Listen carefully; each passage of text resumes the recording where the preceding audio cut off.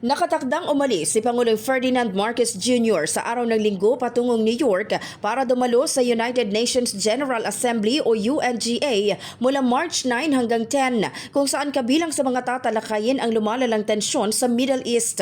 Sa pre-departure briefing sa Malacanang, sinabi ni Department of Foreign Affairs spokesperson Angelica Escalona, mahalagang pagkakataon ito upang maipahayag ng Pilipinas ang panawagan para sa pagpigil sa paglala ng sigalot at paggalang sa international law. Napakahalaga po ng biyaheng ito. Ito po ang tamang pagkakataon dahil sa mga nangyayari ngayon sa Middle East.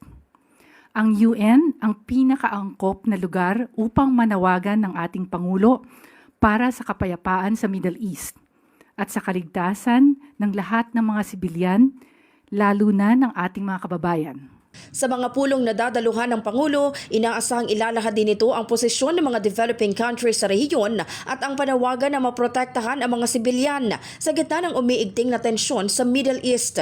Nakatakda ring makipagpulong si Pangulong Marcos kay UN Secretary General Antonio Guterres upang talakayin ang mga kaganapan sa rehiyon at muling igiit ang commitment ng Pilipinas sa United Nations at sa multilateralism. In fact, in 2 meetings, the President will offer a voice from our region, from developing countries, and call for restraint, respect for international law, including the UN Charter and humanitarian law, and for all concerned to return to the negotiating table for peace. Bukod dito, magsasalita rin ang Pangulo sa 70th session ng Commission on the Status of Women, kung saan bibigyang diin ang commitment ng Pilipinas sa pagsusulong at pagprotekta sa karapatan at kapakanan ng kababaihan. Samantala, hihingi rin ng karagdagang suporta ang Pilipinas para sa kandidatura nitong maging non-permanent member ng United Nations Security Council para sa term na 2027 hanggang 2028. Ayon sa DFA,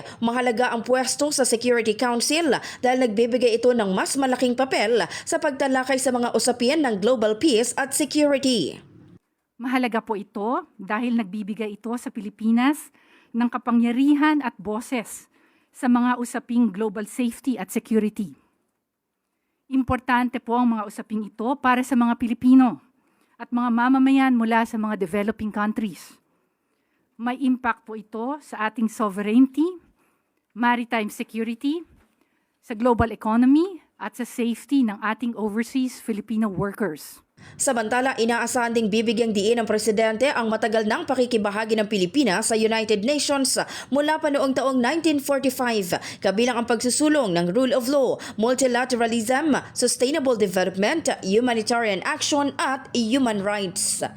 In the heart of changing lives, ako si Brigada Maricar Sargan ng 105.1 Brigada News FM Manila, the Music and News Authority.